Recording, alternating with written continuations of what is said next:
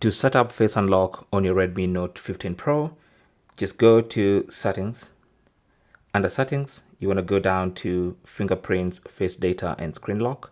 Tap on that, and then you should see Face Unlock. Now, before you're allowed to set up Face Unlock, you need to have set up a screen lock, which should be at least a password, pin, or pattern.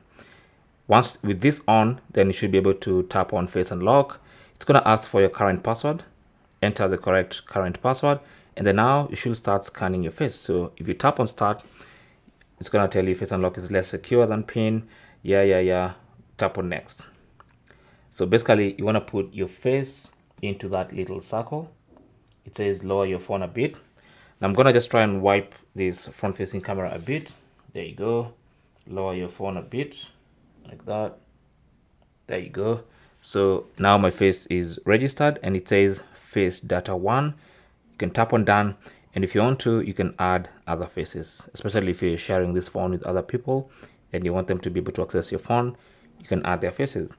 But anyway, that's how to set up Face Unlock. So from now on, I can choose to either use the password or Face Unlock. So I have the liberty to choose password or Face Unlock. So you can see once I click there, it's going to detect my face and unlock. You can see that little check mark. So I'm going to lock again and show it my face, and it unlocks, and now I can just swipe up and I'm good to go.